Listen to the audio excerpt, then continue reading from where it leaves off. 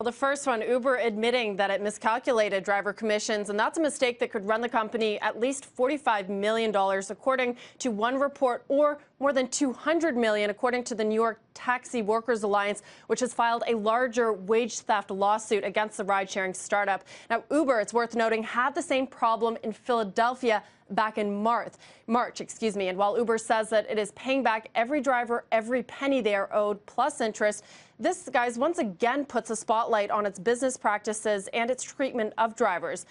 As Brian, you noted, it also comes as an Australian fund manager, Hamish Douglas, calls Uber's entire business model a Ponzi scheme and one of the stupidest businesses in history. He points to its high-cost owner-driver model and what he says is its almost valueless user base. Now, to be fair, though, guys, Uber has faced comments like these in the past. It's also been called a charity case in disguise and an eventual glorified auto leasing company. Yet, the startup's valuation has continued to skyrocket.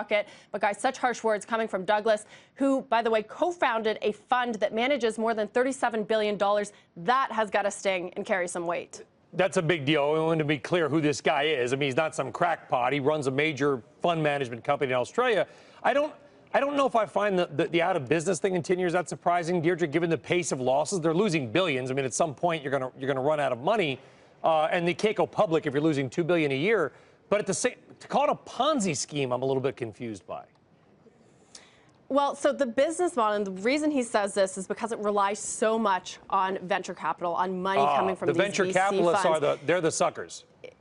Exactly. That's why it's called a disguised charity case as well, because the idea is that there's so much money coming from these funds, and Uber's using it to subsidize its rides, essentially. There's one stat that says that, you know, the customer is only paying about 40% of the ride that they take, and how long can that really continue?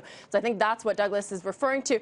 But I should also mention, Brad, that on the other side of this, the people who think, and there's a lot of smart people out there who think that this business model works, there's a reason that Uber's valued at nearly $70 billion.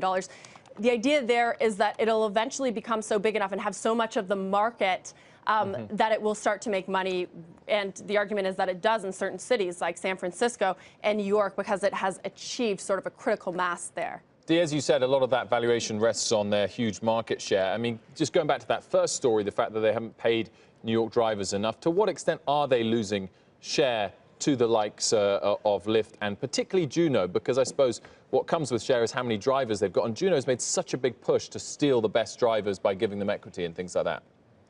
That's right, and that's something that we track very closely, especially, remember that this is just one piece of many, many crises that the company has confronted just this year alone.